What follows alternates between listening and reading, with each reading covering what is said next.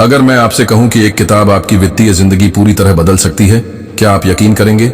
नहीं, मैं किसी निवेश गाइड की बात नहीं कर रहा हूं, न ही किसी चमत्कारी अमीरी के कोर्स की।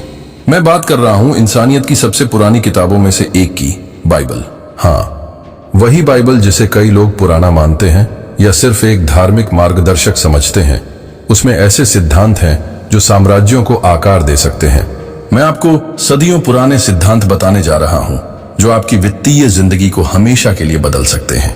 क्या पैसा आपको परेशान करता है? क्या आपको लगता है कि आप बहुत मेहनत करते हैं लेकिन कभी बचत नहीं होती? क्या आपको लगता है कि धन सिर्फ कुछ खास लोगों के लिए है? और अगर मैं कहूं कि सदियों से परखे गए कुछ अदृश्य नियम आपकी समृद्धि ला सकते हैं? सच्चाई यह है कि ज्यादातर लोग समझते ही नहीं कि पैसा वास्तव में कैसे काम करता है। और इससे भी बुरा, बहुत से लोग उन झूठों पर विश्वास करते हैं जो समय के साथ फैलाए गए हैं। पैसा सारी बुराइयों की जड़ है, ये सुना है। समस्या यह है कि इसे संदर्भ से बाहर लिया गया है। असली श्लोक कहता है, पैसे का प्रेम सभी बुराइयों की जड़ है। 1 तीमुथियुस 6:10। अंतर समझ में आया? पैसा समस्या नहीं है, बल्कि इसे देखने का तरीका हो सकता है। तो वे कौन से गुप्त शिक्षाएं हैं जिन्होंने मेरी जिंदगी बदल दी? आइए पहले सिद्धांत पर चलते हैं। मैं बीजारोपण और फसल के नियम से शुरू करता हूं। जो कोई जो बोएगा वही काटेगा, गलातियों 6:7। अगर आप सेब बोते हैं तो सेब ही उगेंगे। अगर आप मेहनत, ज्ञान और रणनीति बोते हैं तो आपको सफलता मिलेगी। लेकिन अगर आप आलस्य, बहाने और टाल मटोल बोते हैं तो निराशा के अलावा कुछ मत उम्मीद कीजिए। यह मानवता के सबसे शक्तिशाली और प्राचीन सिद्धांतों में से एक है।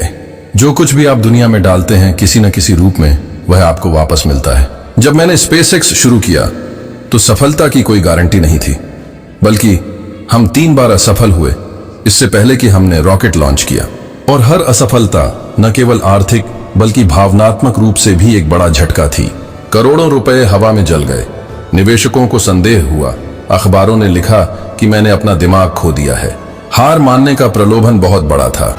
मैं अर्थव्यवस्था, सरकार या प्रतियोगिता को दोष दे सकता था, लेकिन इसके बजाय मैंने कड़ी मेहनत, नवाचार और साहस का बीज बोया।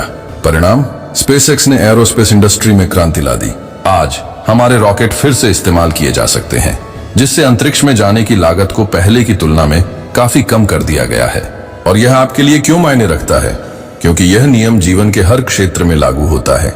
अगर आप सालों तक अवसरों की कमी की शिकायत करते रहते हैं लेकिन कभी खुद को योग्य नहीं बनाते, कोई नई स्किल नहीं सीखते, कोई जोखिम नहीं लेते, तो आप क्या उम्मीद करते हैं? अगर आप वही आदतें अपनाते रहेंगे तो भविष्य कैसे अलग हो सकता है? कल्पना कीजिए कि कोई व्यक्ति बिजनेस शुरू करना चाहता है लेकिन अपने समय और पैसे को इसमें लगाने से डरता है। इसके बजाय वह मनोरंजन में समय बिताता है, टाल मटोल करता है और उस सही समय का इंतजार करता है जो कभी नहीं आता। ऐसा व्यक्ति अंततः निराशा ही पाएगा। इसलिए नहीं कि ब्रह्मांड उसके खिलाफ है, बल्कि इसलिए कि उसने निष्क्रियता का बीज बोया था। अब इसके उलट सोचें। अगर आप हर दिन 2 घंटे कोई नई स्किल सीखने में लगाते हैं तो 1 साल में आप ऐसी चीज में माहिर हो सकते हैं जो आपकी जिंदगी बदल सकती है। अगर आप लगातार अपने पैसे का एक हिस्सा निवेश करते हैं, भले ही वह थोड़ा ही क्यों ना हो, कुछ वर्षों में आप कुछ महत्वपूर्ण बना लेंगे। जीवन में सब कुछ एक बुवाई की तरह काम करता है। आप आज जो बीज बोते हैं वही आपकी कल की फसल तय करेगा। क्या आप देखना चाहते हैं कि यह सिद्धांत दुनिया के सबसे बड़े व्यवसायियों पर कैसे लागू होता है? जब जेफ बेजोस ने अमेज़न शुरू की तो उन्हें तुरंत सफलता नहीं मिली। वर्षों तक कंपनी घाटे में रही और हर पैसा फिर से निवेश किया गया।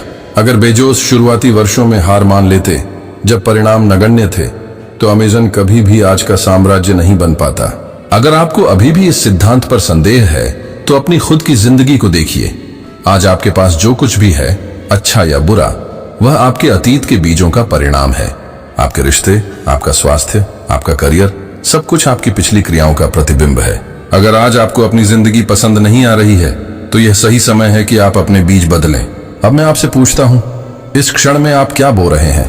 क्या आप प्रयास, ज्ञान और धैर्य के बीज बो रहे हैं, या आप संदेह, बहाने और भय को पोषित कर रहे हैं? क्योंकि एक बात निश्चित है, फसल अवश्य आएगी, और जब वह आएगी तो आशा है कि आपको गर्व होगा कि आपने क्या बोया था। अब मैं दृष्टि और विश्वास की शक्ति के महत्व के बारे में बात करना चाहता हूं। जहां दृष्टि नहीं होती वहां लोग नष्ट हो जाते हैं, नीति वचन 29:18। अगर आपको नहीं पता कि आप कहां जाना चाहते हैं तो कोई भी रास्ता सही लगेगा, लेकिन सच्चाई यह है कि बिना स्पष्ट लक्ष्य के आप कहीं नहीं पहुंचेंगे। क्या आपने कभी सोचा है कि कितने लोग जीवन को ऑटो पायलट पर जीते हैं, बस दिन गुजारते रहते हैं बिना किसी स्पष्ट दिशा के, और फिर वर्षों बाद जब वे पीछे मुड़कर देखते हैं तो उन्हें एहसास होता है कि उन्होंने कुछ भी भव्य नहीं बनाया। ऐसा इसलिए होता है क्योंकि उनके पास कभी यह स्पष्ट दृष्टि नहीं थी कि वे क्या हासिल करना चाहते हैं। कल्पना करें कि एक कप्तान बिना नक्शे, बिना कंपास और बिना गंतव्य के अपना जहाज लेकर निकल पड़ा हो। आपको क्या लगता है कि क्या होगा? वह कुछ समय तक यात्रा कर सकता है, लेकिन अंततः वह खो जाएगा, लहरों और तूफानों के बीच बहता रहेगा। अब कल्पना कीजिए एक कप्तान की जो जानता है कि उसे कहां जाना है और उसके पास वहां पहुंचने की एक योजना और रणनीति है। वह तूफानों का सामना कर सकता है, उसे रास्ता समायोजित करना पड़ सकता है, लेकिन अंततः वह अपने लक्ष्य तक पहुंच जाएगा। और जीवन भी बिल्कुल ऐसा ही है। मैंने हमेशा यह स्पष्ट दृष्टि रखी थी कि मैं क्या बनाना चाहता हूं। जब मैंने टेस्ला की स्थापना की तो कई लोगों ने कहा कि पारंपरिक ऑटोमोबाइल उद्योग से प्रतिस्पर्धा करना असंभव होगा। जब मैंने स्पेसएक्स शुरू किया तो लोगों ने पुनः उपयोग किए जाने वाले रॉकेट्स के विचार का मजाक उड़ाया, लेकिन मेरे पास एक स्पष्ट लक्ष्य था और सबसे महत्वपूर्ण, यह अटूट विश्वास था कि यह संभव है। दृष्टि और विश्वास का यह संयोजन उन लोगों को अलग करता है जो असाधारण कार्य करते हैं और जो औसत जीवन जीते हैं। अब अपनी जिंदगी के बारे में सोचें। क्या आपके पास अगले 5, 10 या 20 वर्षों के लिए स्पष्ट दृष्टि है, या आप बस घटनाओं के अनुसार प्रतिक्रिया देते हैं बिना किसी ठोस योजना के? क्योंकि अगर आप अपनी दृष्टि निर्धारित नहीं करते हैं तो कोई और आपके लिए इसे तय करेगा।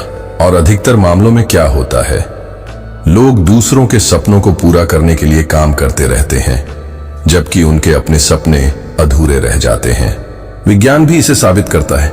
कैलिफोर्निया की डोमिनिकन यूनिवर्सिटी द्वारा किए गए एक अध्ययन में पाया गया कि जो लोग अपने लक्ष्यों को लिखते हैं उनके उन्हें हासिल करने की संभावना 42% अधिक होती है। अब सोचिए कि इसका आपके जीवन पर क्या प्रभाव पड़ेगा। यदि आप कुछ मिनट निकालकर यह तय करें कि आप वास्तव में क्या चाहते हैं और इसे कागज पर लिखें, तो आपकी सफलता की संभावना नाटकीय रूप से बढ़ जाएगी। लेकिन बहुत कम लोग ऐसा करते हैं, और जानते हैं क्यों? क्योंकि अधिकांश लोग बड़े सपने देखने से डरते हैं, असफलता से डरते हैं और न्याय किए जाने से डरते हैं। लेकिन क्या बुरा है असफल होने की कोशिश करना, या कभी वास्तव में प्रयास किए बिना जीवन जीना? क्या आप एक वास्तविक उदाहरण चाहते हैं? वॉल्ट डिज्नी के बारे में सोचें। जब उन्होंने कहा कि वह पृथ्वी पर सबसे खुशहाल जगह बनाना चाहते हैं तो कई लोगों ने उन पर हंसी उड़ाई। लोगों ने कहा कि यह एक मूर्खतापूर्ण सपना था, असंभव था, आर्थिक रूप से अव्यावहारिक था। लेकिन उनकी दृष्टि इतनी स्पष्ट थी और उनका विश्वास इतना अटूट था कि उन्होंने दिवालियापन, अस्वीकृति और विशाल चुनौतियों का सामना किया और अपने सपने को वास्तविकता में बदला। आज दुनिया भर में लाखों लोग उनके पार्कों का दौरा करते हैं और उनके द्वारा बनाई गई जादू की दुनिया से मंत्रमुग्ध हो जाते हैं। यह संयोग से नहीं हुआ, यह हुआ क्योंकि वह अपनी दृष्टि में विश्वास करते थे। और आपकी दृष्टि क्या है? आप क्या बनाना चाहते हैं? क्योंकि यदि आप इसे अभी परिभाषित नहीं करते हैं तो आप केवल प्रवाह का अनुसरण करेंगे। जीवन जो आपको देगा उसे स्वीकार करेंगे, बजाय इसके कि आप अपनी खुद की नियति बनाएं। यह केवल कुछ चाहने की बात नहीं है। हर कोई सफलता, वित्तीय स्वतंत्रता, एक असाधारण जीवन चाहता है, लेकिन बहुत कम लोग इसे स्पष्ट रूप से देखने और इसे वास्तविकता में बदलने के लिए लड़ने का साहस रखते हैं। इसलिए मैं आपको चुनौती देता हूं, अभी रुकें और सोचें कि आप 5 साल बाद कहां होना चाहते हैं। अपनी आंखें बंद करें और कल्पना करें। आपका जीवन कैसा है? आपने क्या हासिल किया? आपके साथ कौन है? और अब अपने आप से पूछें, आप आज से क्या शुरू कर सकते हैं ताकि इस दृष्टि को वास्तविकता बनाया जा सके? क्योंकि जो लोग सपना देखते हैं और जो लोग इसे पूरा करते हैं, उनके बीच का अंतर क्रिया है। दृष्टि पहला कदम है, लेकिन बिना विश्वास और क्रिया के यह कभी वास्तविक नहीं होगी। एक विवरण है जिसे कुछ लोग विरोधाभासी मान सकते हैं, जो कि वृद्धि के लिए उदारता का उपयोग है। कुछ लोग उदारता पूर्वक देते हैं और उनकी संपत्ति बढ़ती है, अन्य लोग जो देना चाहिए उसे रोक लेते हैं और गरीबी में गिर जाते हैं। नीति वचन 11:24। यह विरोधाभासी लग सकता है, लेकिन सोचें, दुनिया के कुछ सबसे सफल लोग भी सबसे बड़े दाता क्यों हैं? क्या यह इसलिए है कि वे पहले अमीर बन गए और फिर दान करना शुरू किया, या दान उनके समृद्धि प्रक्रिया का हिस्सा था? सच्चाई यह है कि उदारता केवल नैतिक कार्य नहीं है, बल्कि एक शक्तिशाली आर्थिक और मनोवैज्ञानिक सिद्धांत भी है। किसी भी बड़ी सफल कंपनी के बारे में सोचें, उनके पास क्या समानता है? वे समस्याओं का समाधान करती हैं, मूल्य प्रदान करती हैं और किसी न किसी तरह से लोगों के जीवन को बेहतर बनाती हैं। टेस्ला दुनिया की सबसे मूल्यवान कंपनियों में से एक इसलिए नहीं बनी क्योंकि उसे अमीर बनना था। यह इसलिए बढ़ी क्योंकि इसने एक वैश्विक समस्या के लिए एक अभिनव समाधान प्रदान किया, जीवाश्म ईंधन पर निर्भरता। जितना अधिक मूल्य मैंने दुनिया को दिया, टेस्ला उतनी ही बढ़ी। यही उदारता का सार है, पहले देना फिर प्राप्त करना। लेकिन हम केवल धन की बात नहीं कर रहे हैं। उदारता को आपके जीवन के विभिन्न क्षेत्रों में लागू किया जा सकता है। आपका समय, आपका ज्ञान, आपकी ऊर्जा। क्या आपने कभी देखा है कि जब आप बिना किसी उम्मीद के किसी की मदद करते हैं तो किसी तरह से अच्छाइयां आपके पास लौट आती हैं? यह जादू नहीं है, यह आपसी प्रतिक्रिया का तरीका है। सामाजिक मनोविज्ञान में किए गए अध्ययनों से पता चलता है कि उदारता के कार्य हमारे खुशी स्तर को बढ़ाते हैं, तनाव कम करते हैं और हमारे रिश्तों को मजबूत करते हैं। और अर्थव्यवस्था में यह विकास में तब्दील होता है, क्योंकि उदार लोग विश्वसनीय, सहयोगी और किसी भी माहौल में मूल्यवान माने जाते हैं। अब अपने जीवन के बारे में सोचें। क्या आप केवल इकट्ठा कर रहे हैं और जितना हो सके पकड़ कर रख रहे हैं खोने के डर से, या आप अपने आसपास की दुनिया में योगदान कर रहे हैं? क्योंकि सब कुछ अपने पास रखना डर का प्रतीक है, और डर सफलता का एक मौन दुश्मन है। मैं कई लोगों को जानता हूं जो इस कमी की मानसिकता में फंसे रहते हैं। उन्हें लगता है कि अगर वे अपना ज्ञान साझा करेंगे तो कोई और उनसे आगे निकल जाएगा। अगर वे किसी सहकर्मी की मदद करेंगे तो उन्हें पदोन्नति नहीं मिलेगी। अगर वे किसी नए काम में समय लगाएंगे तो वे असफल हो सकते हैं।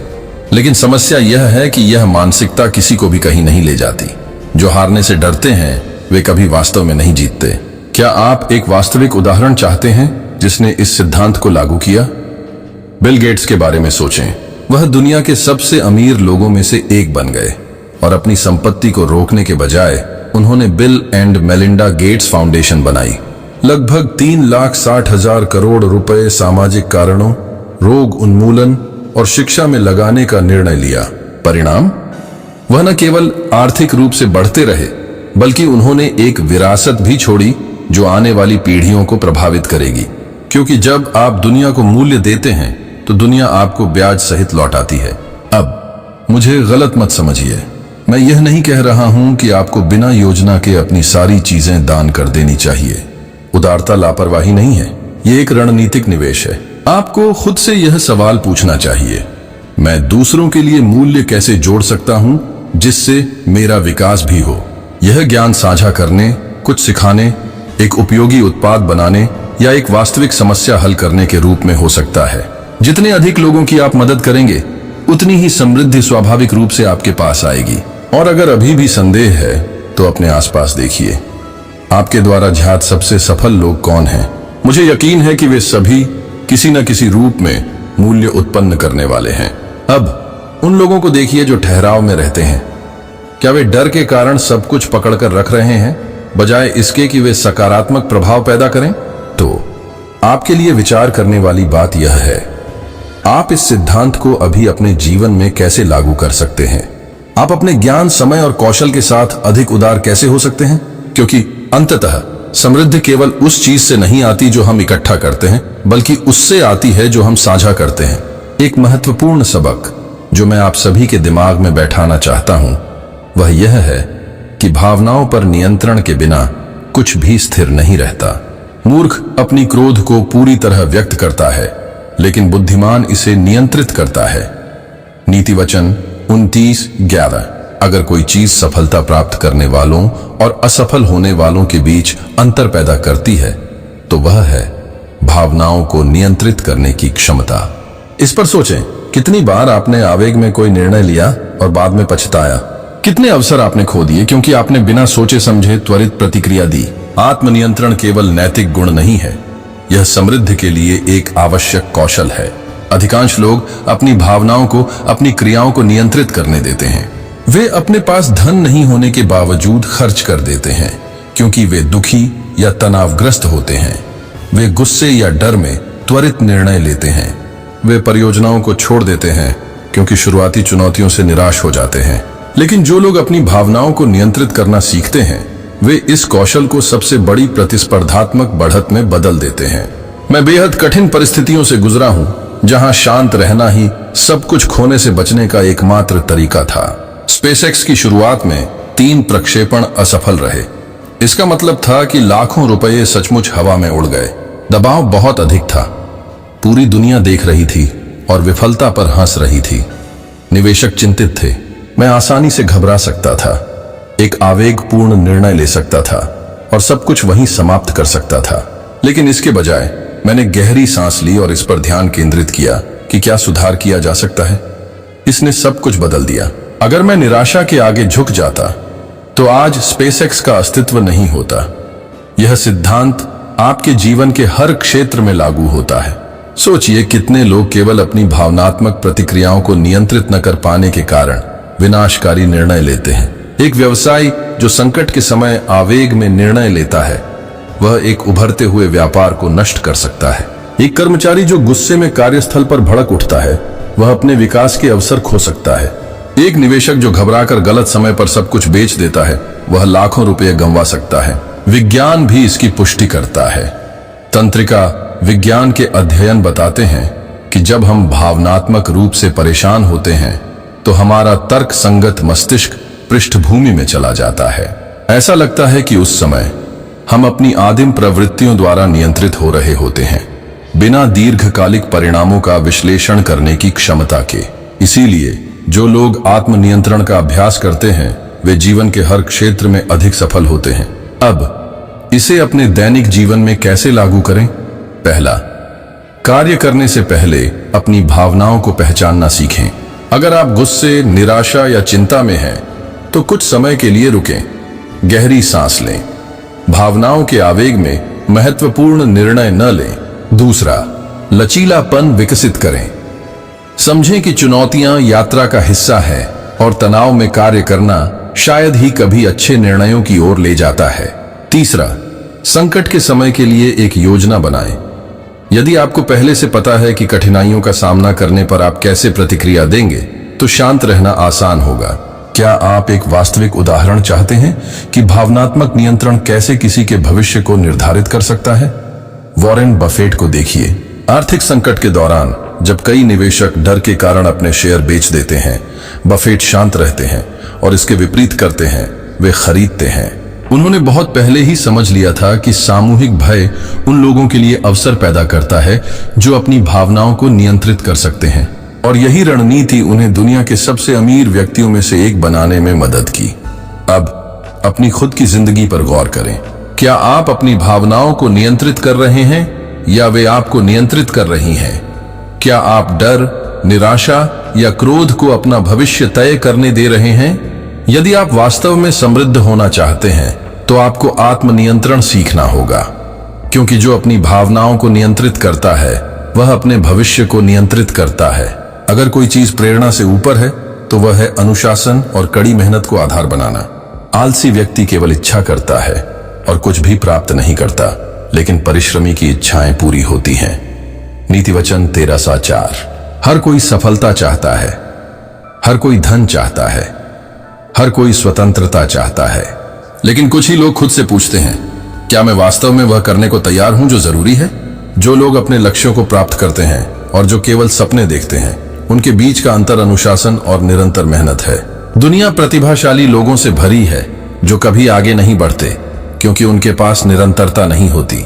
वे कुछ शुरू करते हैं, पहले कुछ दिनों में उत्साहित होते हैं, लेकिन पहली कठिनाई पर हार मान लेते हैं। समस्या अवसरों की कमी नहीं है, समस्या है धैर्य की कमी। जब मैंने टेस्ला की स्थापना की, तो यह आसान रास्ता नहीं था। ऑटोमोबाइल उद्योग मेरे खिलाफ था। पारंपरिक निर्माताओं को संदेह था कि इलेक्ट्रिक कारें बड़े पैमाने पर संभव हो सकती हैं। बाजार ने कहा कि यह विचार असंभव है, लेकिन मैंने दूसरों की बातों पर ध्यान नहीं दिया। मैंने अथक परिश्रम किया, समायोजन किए, गलतियां की, उनसे सीखा और आगे बढ़ता रहा। स्पेसएक्स के साथ भी ऐसा ही हुआ। रॉकेट फट गए, निवेश खो गए, लेकिन दृष्टि स्पष्ट थी। अगर मैंने पहली असफलता पर हार मान ली होती तो हम कभी भी अंतरिक्ष क्षेत्र में क्रांति नहीं ला पाते। और यह केवल अरबों डॉलर के व्यवसायों के लिए नहीं है। अपनी खुद की जिंदगी के बारे में सोचिए। आपके पास सपने, इच्छाएं, लक्ष्य हैं, लेकिन क्या आपके पास उन्हें हकीकत में बदलने का अनुशासन है? आपने कितनी बार कुछ शुरू किया और बीच में ही छोड़ दिया? आपने कितने मौके गंवाए क्योंकि आपने थोड़ा और धैर्य नहीं रखा? बहुत से लोग समय के साथ सतत प्रयास की शक्ति को कम आंकते हैं। वे त्वरित परिणाम चाहते हैं, शॉर्टकट चाहते हैं, कोई जादुई समाधान चाहते हैं। लेकिन असली सफलता ऐसे नहीं आती। यह रोजाना लगातार काम करने से आती है, भले ही कोई न देखे। विज्ञान भी इसकी पुष्टि करता है। स्टैनफोर्ड विश्वविद्यालय के एक अध्ययन में पाया गया कि आत्म अनुशासन सफलता का एक प्रमुख कारक है। अनुशासित लोग तत्काल इनाम को टाल सकते हैं ताकि भविष्य में कुछ बड़ा हासिल कर सके। इसका असर बेहतर वित्त, बेहतर करियर और यहां तक कि बेहतर स्वास्थ्य पर भी पड़ता है। कुछ लोग इसलिए हार मान लेते हैं क्योंकि उन्हें तुरंत परिणाम नहीं दिखता, लेकिन अनुशासित लोग आगे बढ़ते रहते हैं। एक व्यावहारिक उदाहरण चाहिए। अर्नोल्ड श्वार्ज़नेगर के बारे में सोचिए। हॉलीवुड के सबसे बड़े अभिनेताओं में से एक बनने से पहले वह एक समर्पित बॉडी बिल्डर थे। उन्होंने घंटों जिम में बिताए, प्रशिक्षण लिया, हर छोटे विवरण को सुधारने का प्रयास किया। उन्हें पता था कि समर्पण और सतत प्रयास के बिना वे कभी अपनी मंजिल तक नहीं पहुंच पाएंगे। यही बात तब भी हुई जब उन्होंने फिल्म उद्योग में प्रवेश करने का फैसला किया। उन्हें सैकड़ों बार बताया गया कि उनका उच्चारण अजीब है, कि उनकी काया उद्योग मानकों से मेल नहीं खाती। कहा गया कि वह कभी भी मुख्य भूमिका नहीं निभा पाएंगे, लेकिन उन्होंने धैर्य रखा और गलत साबित कर दिया। अगर वह पहली अस्वीकृति पर हार मान लेते तो वह आज का साम्राज्य नहीं बना पाते। अब अपनी जिंदगी पर नजर डालें। क्या आप कुछ बड़ा चाहते हैं? क्या आपका लक्ष्य बहुत दूर लगता है? सवाल यह नहीं है कि आपके पास प्रतिभा है या नहीं। सवाल यह नहीं है कि आपके पास भाग्य है या नहीं। असली सवाल यह है, क्या आपके पास अनुशासन है बिना तुरंत परिणाम देखे भी आगे बढ़ने का? क्या आप वह मेहनत करने को तैयार हैं, भले ही किसी को आपका प्रयास न दिखे? क्योंकि सच्चाई यह है, दुनिया केवल महान विचारों वाले लोगों को पुरस्कृत नहीं करती। यह उन्हें पुरस्कृत करती है जिनमें उन्हें हकीकत बनाने की हिम्मत और मेहनत हो। तो आपके लिए विचार करने वाली बात यह है, आपका अनुशासन आज कैसा है? क्या आप वास्तव में उस चीज में मेहनत कर रहे हैं जिसे आप पाना चाहते हैं, या आप सिर्फ उम्मीद कर रहे हैं कि चीजें खुद ब खुद हो जाएंगी? क्योंकि अंत में सिर्फ चाहने से कुछ नहीं होता। काम करना और दृढ़ रहना ही सपना देखने वालों और वास्तव में कुछ महान बनाने वालों के बीच का अंतर होता है। सफलता, उपलब्धि और सच्चा परिवर्तन सीधे आपके दैनिक चुनावों और कार्यों का परिणाम होते हैं। जिस तरह से आप सोचते हैं, कार्य करते हैं और चुनौतियों पर प्रतिक्रिया देते हैं, वही तय करता है कि आप कितनी दूर जा सकते हैं। यहां साझा किया गया प्रत्येक सबक आपके लिए एक महत्वपूर्ण मोड़ हो सकता है, लेकिन केवल तभी जब आप इसे लागू करें। ज्ञान बिना कार्रवाई के केवल जानकारी मात्र है, और सबसे अच्छी बात, यह तो बस शुरुआत है। यदि आप इस विकास यात्रा को जारी रखना चाहते हैं तो आपको पता है कि क्या करना है। आज मेरे साथ रहने के लिए धन्यवाद। फिर मिलते हैं।